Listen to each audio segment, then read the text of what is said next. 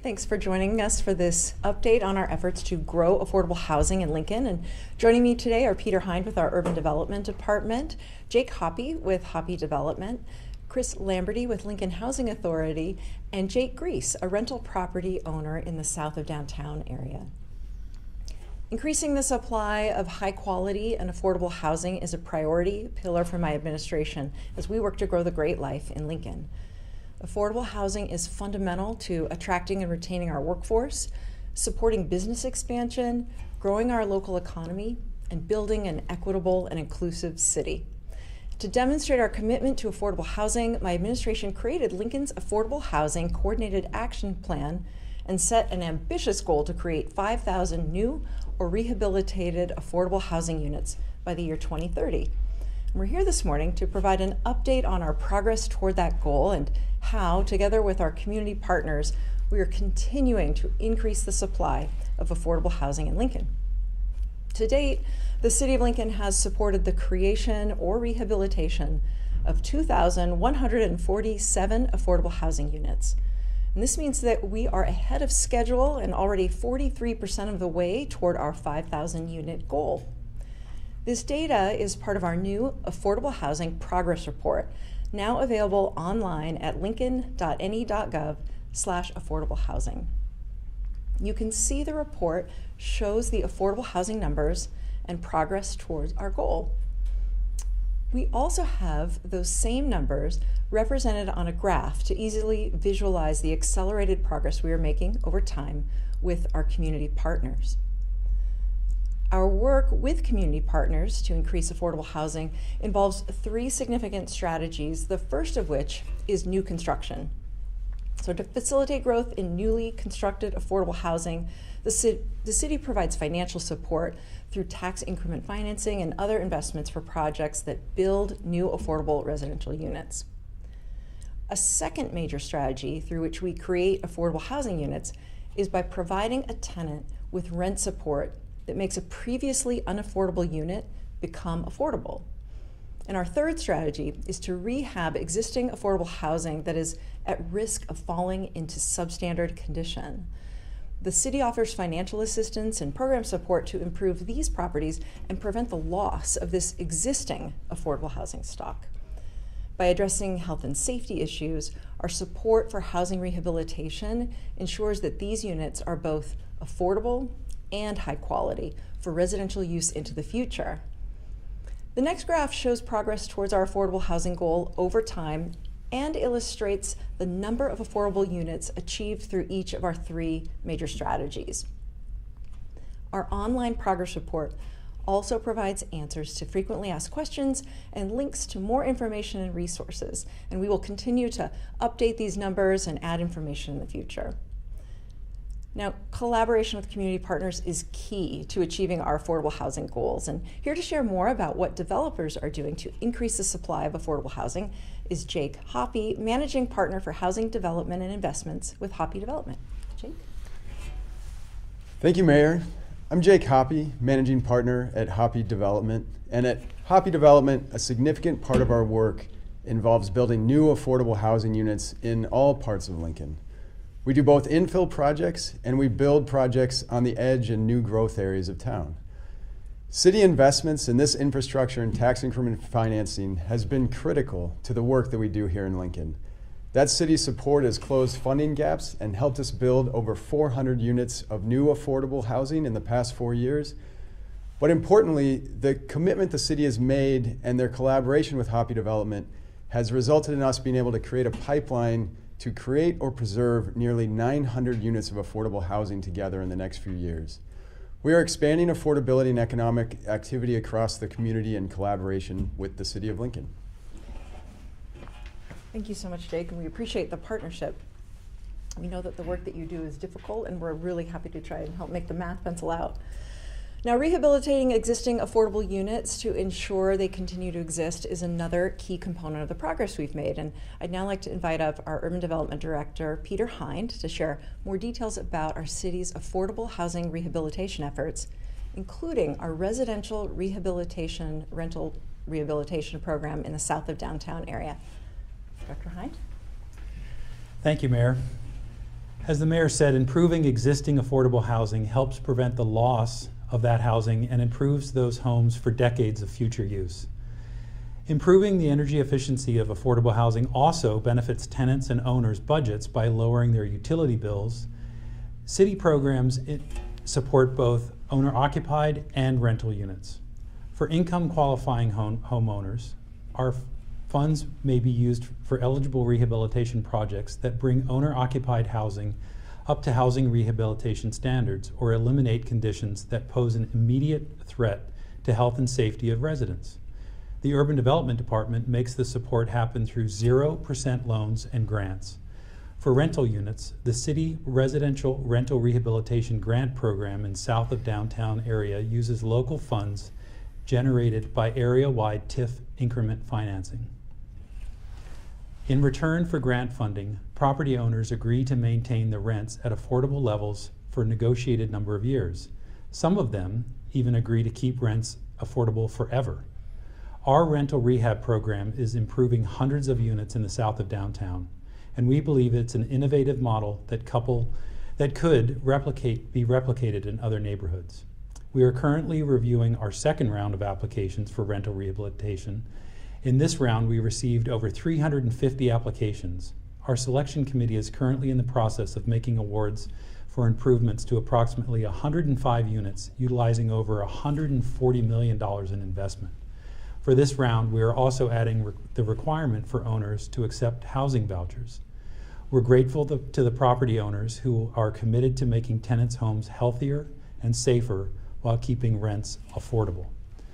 The Urban Development Department embraces a diversity of affordable housing types, including workforce housing, owner-occupied and rental units, from single family to missing middle to multifamily. We encourage owners and developers to reach out to us to discuss creative solutions and partnerships with the city to address our affordable housing needs. Thank you. Before anyone gets too excited, we wish we had $140 million. It was actually $1.4 million. Sorry. Yeah. But it's still a lot of money, and we're putting it to good use. So, as Peter mentioned, property owners are really an indispensable partner in our work to grow affordable housing. And here to talk more about how the city's residential rental rehabilitation program has been successful, both for property owners and our community members, is Jake Grease, who has used the program to improve one of his properties in the south of downtown area. Jake? Thanks, Mayor. My family and I own and operate several rental properties in the neighborhoods near downtown, including a beautiful house near 17th and D Streets that was built in 1905. We love fixing up older historic homes, and in fact, we live in a historic home built in the 1890s. Improving rental properties requires investment dollars that typically means that rents necessarily increase. The rents provide funding to pay utilities, rent, insurance, bank loans, and everything else associated with maintaining the property. However, in order to make significant rehab improvements, it's usually necessary to increase rents. With the city rental rehab program, however, we are able to improve the quality, safety, and comfort for tenants while letting the rents stay affordable. Not only is the property improved for the tenants, but it is restored and improved for decades more to come. That's a benefit to the neighborhood and to the whole community. At 1143 South 17th Street, we were able to put a new roof on, replace 17 damaged windows, and install 8 AC units in both apartments. With the city grant program, we were able to make all those improvements while keeping the rents under the affordability limits. That's a win-win for residents, owners, and the whole community. Thank you, Jake. Your efforts are not only providing an affordable place to live for residents, but you're also preserving Lincoln's beautiful historic housing stock for generations to come, and we appreciate that too. Mm-hmm. Nonprofit organizations are another instrumental partner in our work to grow affordable housing in Lincoln. And the Lincoln Housing Authority partners with property owners and the city to increase the supply of affordable housing and provide rent support to individuals and families. And here to provide more information about that important work is Executive Director of Lincoln Housing Authority, Chris Lamberty. Chris? Thank you, Mayor. Good afternoon. I'm thrilled to be here to talk about affordable housing and support the city's efforts to bolster the supply At the Lincoln Housing Authority, we are committed to providing Lincoln families with affordable, quality, safe housing. We do this in two primary ways. One, we are actively engaged in the construction and management of new affordable housing developments. And two, importantly for this conversation, through our Section 8 Housing Choice Voucher Program, we're able to provide crucial financial assistance to nearly 3,000 households every month, helping them to afford and find suitable housing options. I believe that access to affordable, good quality affordable housing is critical to preserving the dignity and fostering the stability for people undergoing financial stress. However, it's clear that the demand for this housing outweighs the supply, and we need to increase the supply. That's why I'm very appreciative of the city's effort to collaborate with property owners and developers who share our vision, and particularly our interest in expanding housing options for voucher holders. I think the City of Lincoln is doing amazing work to bolster the supply of affordable units, benefiting all lower income residents of Lincoln. And as you've heard, that includes both incentivizing new construction and the revitalization of existing properties. Importantly, from my perspective, they've implemented measures that encourage property owners to embrace vouchers and embedding this commitment into TIF agreements and into the recent rental rehabilitation grants.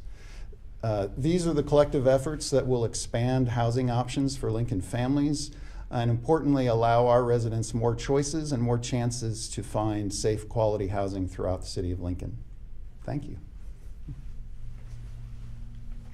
Thank you so much, Chris, for your leadership.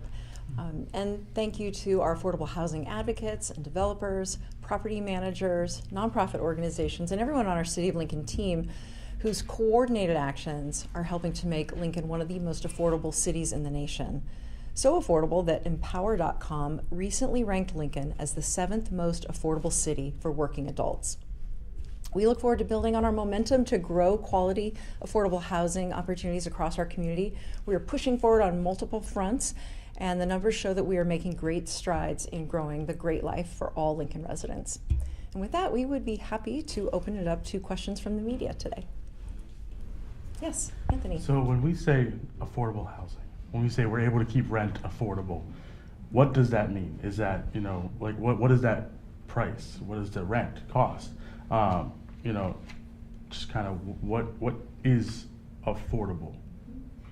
Well, of course, it does mean different things to different people, but for our purposes at the city, we're using federal standards from the Department of Housing and Urban Development at the federal level. Peter, do you want to share anything more about what we're focused on at the city when it comes to those numbers? Sure. I have my cheat sheet that I can use for that. It depends on the size of the family as well. So it's not just a single answer in terms of affordability. As an example, a household of one, if you're 60% of area median income, it's $40,000 is your income.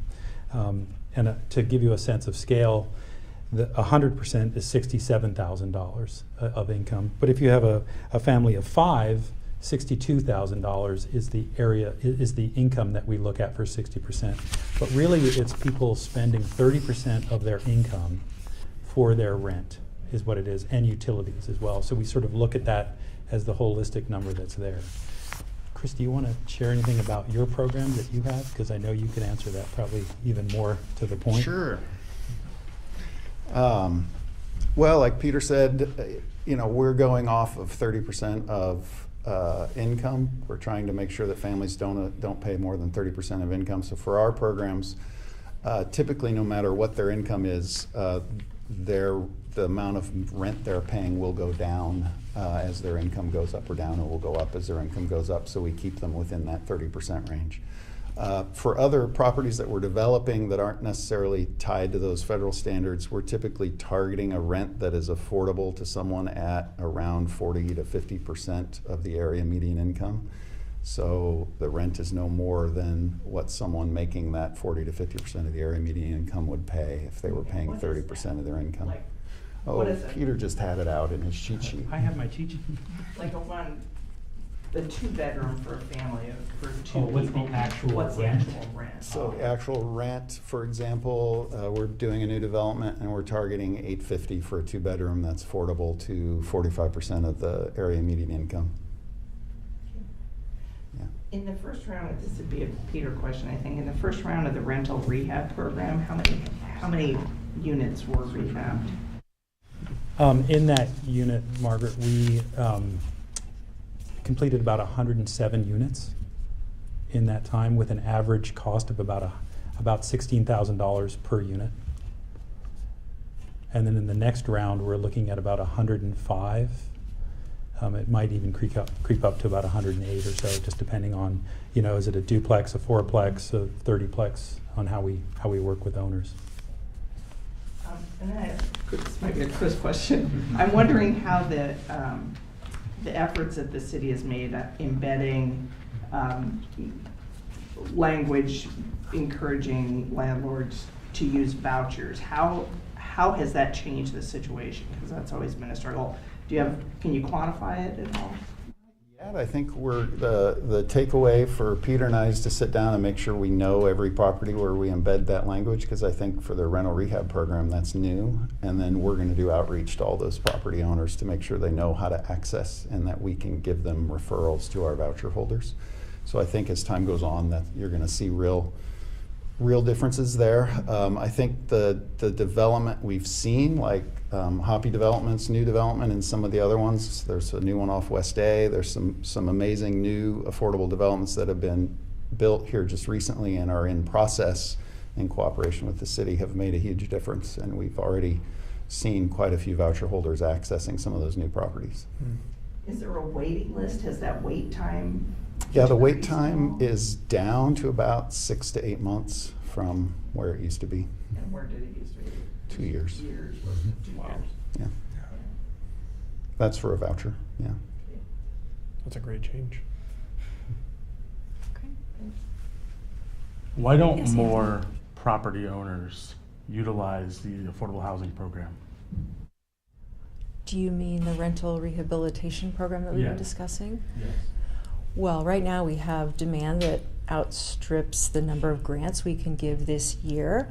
This rental rehab is designed for a specific area of the south of downtown, and it's sort of a demonstration project, and we hope that we can open that up to other neighborhoods going forward. But right now we're developing the project, and we anticipate that over time will help to probably about 1,000 units become more affordable, more energy efficient, have that affordability baked into the rental agreement, potentially in perpetuity.